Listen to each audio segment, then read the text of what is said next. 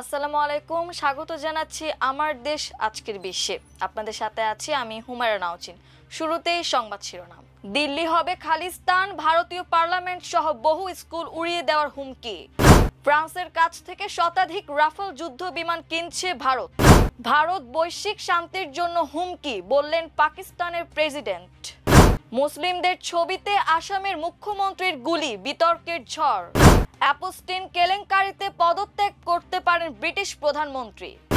৩৭ বছরের ঐতিহ্য ভেঙে আড়ালে খামেনি, বিশ্বজুড়ে আলোচনা। দর্শক শুনছিলেন সংবাদ শিরোনাম, এবার বিস্তারিত। ভারতের রাজধানী দিল্লির অন্তত ৯টি স্কুলে বোমা হামলার হুমকি দেওয়া হয়েছে। সোমবার ইমেল ও ফোন কলের মাধ্যমে এই হুমকি দেওয়া হয়। এতে শিক্ষার্থী, অভিভাবক ও স্কুল কর্তৃপক্ষের মধ্যে আতঙ্ক ছড়িয়ে পড়ে।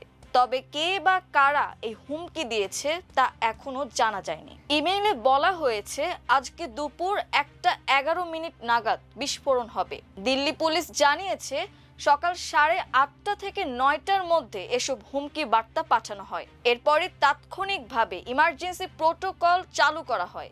পুলিশ, অগ্নি নির্বাপক কর্মকর্তা, বোমা নিষ্ক্রিয়কারী দল দ্রুত স্কুলগুলোতে হাজির হয়। পুলিশের পক্ষ থেকে বলা হয়েছে হুমকি পাওয়া সব স্কুলে তল্লাশি চালানো হয়েছে। সতর্কতামূলক পদক্ষেপ হিসেবে শিক্ষার্থী ও স্টাফদের কয়েকটি স্কুল থেকে সরিয়ে নেওয়া হয়। এছাড়া কিছু স্কুলে ক্লাস বাতিল করা হয়েছে। তবে তল্লাশি অভিযানে এখন পর্যন্ত সন্দেহজনক কিছু পাওয়া যায়নি। দেশটির নিরাপত্তা সংস্থা এসব হুমকিকে গুরুত্ব সহকারে নিয়েছে বলে প্রতিবেদনে বলা হয়েছে। এছাড়া আগামী ১৩ ফেব্রুয়ারি ভারতীয় পার্লামেন্টে বিস্ফোরণ হবে বলে মেইলে বলা হয়েছে। ফ্রান্সের কাছ থেকে ১১৪টি রাফাল যুদ্ধ বিমান কিনতে যাচ্ছে ভারত। এজন্য প্রাথমিক বাজেট ধরা হয়েছে ৩.২৫ লক্ষ কোটি রুপি। আগামী ১৮ থেকে ২০ ফেব্রুয়ারি পর্যন্ত কৃত্রিম বুদ্ধিমত্তার ওপর আন্তর্জাতিক সম্মেলন হবে ভারতে। ওই সম্মেলনে যোগ দিতে ভারতে আসবেন ফ্রান্সের প্রেসিডেন্ট ইমানুয়েল ম্যাক্রো আসার আগেই এ সংক্রান্ত যাবতীয় দাপ্তরিক কার্যক্রম সম্পন্ন করা হবে বলে জানিয়েছে ভারতের কেন্দ্রীয় সরকারের প্রতিরক্ষা মন্ত্রণালয়ের সূত্র। আগামী সপ্তাহে এই ইস্যুতে গুরুত্বপূর্ণ বৈঠক হবে পররাষ্ট্র মন্ত্রণালয়ের সমরাস্ত্র ক্রয় বিষয়ক অঙ্গ সংস্থা ডিফেন্স অ্যাকুইজিশন কাউন্সিল বা ডিএকে। সে বৈঠকে চেয়ারম্যান হিসেবে উপস্থিত থাকবেন প্রতিরক্ষা মন্ত্রী রাজনাথ সিং।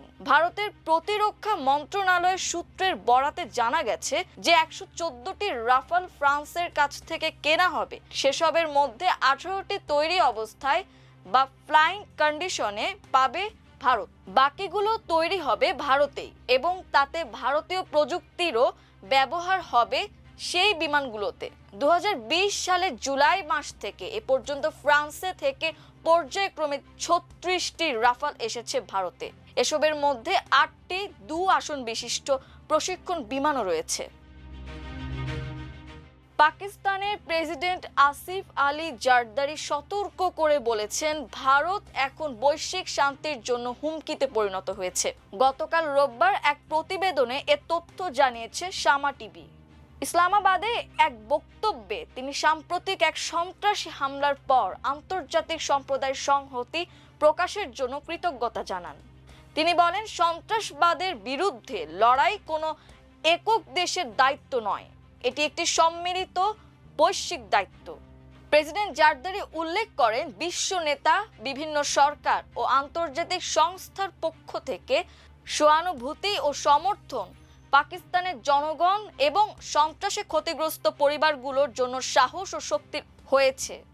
এসব বার্তা প্রমাণ করে যে সন্ত্রাসবাদ ও এর পেছনের সহিংস মতাদর্শের বিরুদ্ধে লড়াই একটি বৈশ্বিক সংগ্রাম। তিনি আবারও পাকিস্তানের দীর্ঘদিনের অবস্থান তুলে ধরে বলেন, একা কোনো দেশ সন্ত্রাসবাদ মোকাবিলা করতে পারে না। পাকিস্তানের অভিজ্ঞতা বলছে, যখন সন্ত্রাসী সংগঠনগুলো সীমান্তের বাইরে আশ্রয়, সহায়তা বা স্বাধীনভাবে কাজ করার সুযোগ পায়, তখন বিশ্বের নিরীহ মানুষই তার ভয়াবহ পরিণতি ভোগ করে। আসামের মুখ্যমন্ত্রী হিমন্ত বিশ্ব শর্মার একটি ভিডিওকে ঘিরে ভারত জুড়ে তীব্র বিতর্ক তৈরি হয়েছে।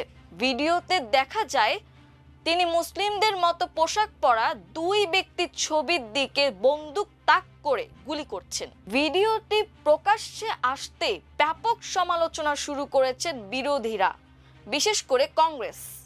তাদের অভিযোগ এটি সরাসরি গণহত্যার ডাক।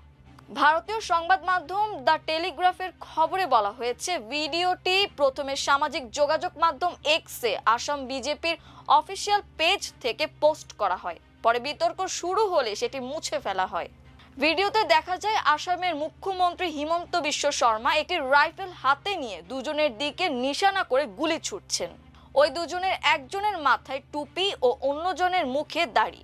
ভিডিওর ক্যাপশনে লেখা ছিল পয়েন্ট ব্ল্যাঙ্ক শট। যে দেয়ালে ছবিগুলো টাঙানো ছিল সেখানে লেখা ছিল নো মার্চি বা কোনো দয়া নয়।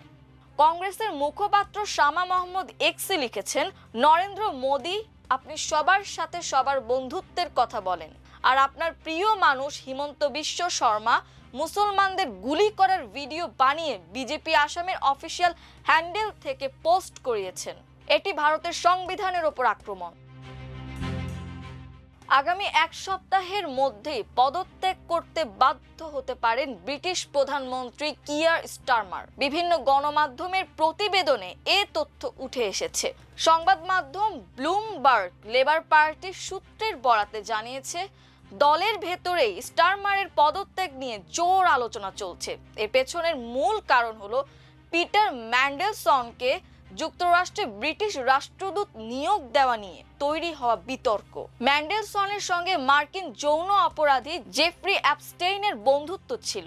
এই কেলেঙ্কারির জেরে ইতোমধ্যে প্রধানমন্ত্রীর চিফ অব স্টাফ মর্গান ম্যাকসুইনি রোববার পদত্যাগ করেছেন। ব্লুমবার্গ জানায়, লেবার পার্টির অনেক এমপি অবাক হয়েছেন যে স্টারমার এখনো প্রধানমন্ত্রীর পদে আছেন, কারণ ম্যান্ডেলসনকে রাষ্ট্রদূত নিয়োগের অনুমোদন দিয়েছিলেন তিনি। প্রতিবেদনে আরো বলা হয়েছে, ডাউনিং স্ট্রিটের 10 নম্বর কার্যালয়ের কিছু কর্মকর্তা গোপনে মন্ত্রিসভার সদস্যদের স্টারমারকে পদত্যাগের রাজি করানোর আহ্বান জানাচ্ছেন। কেউ কেউ এমনকি নিজেদের পদত্যাগের হুমকি দিয়ে প্রধানমন্ত্রীর বিদায় ত্বরান্বিত করার কথাও ভাবছেন। এক মন্ত্রীর উপদেষ্টার মতে, আগামী সপ্তাহে স্টারমারের পদত্যাগের সম্ভাবনা 50-50।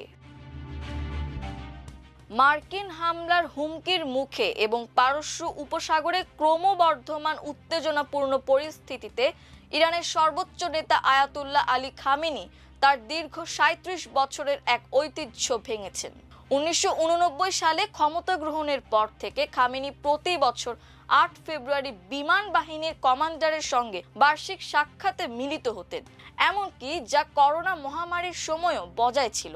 কিন্তু এবছর সেই নিয়মিত প্রথা ভেঙে খামেনির পরিবর্তে সশস্ত্র বাহিনীর প্রধান আব্দুর রহিম মুসাভি বিমান বাহিনীর কমান্ডারদের সঙ্গে বৈঠক করেছেন। 1979 সালের 8 ফেব্রুয়ারি একদল বিমান বাহিনীর কর্মকর্তা রুহুল্লাহ খোমেনির প্রতি আনুগত্য প্রকাশ করে পাহলভী রাজবংশের পতনে ভূমিকা রেখেছিলেন। সেই ঐতিহাসিক দিনটিকে স্মরণীয় করে রাখতে প্রতি বছর এই বার্ষিক সাক্ষাতের আয়োজন করা হয়। তবে এবার খামেনির অনুপস্থিতি এমন এক সময় ঘটল যখন তেহরান এবং ওয়াশিংটনের মধ্যে উত্তেজনা চরম পর্যায়ে পৌঁছেছে। বিশেষ করে জানুয়ারির শেষ দিকে আরব সাগরে মার্কিন রণতরী ইউএসএস আব্রাহাম লিঙ্কন মোতায়েন এবং জর্ডানে অত্যাধুনিক যুদ্ধবিমান ও ড্রোন পাঠানোর ফলে ইরানে সম্ভাব্য মার্কিন বিমান হামলার আশঙ্কা দেখা দিয়েছে।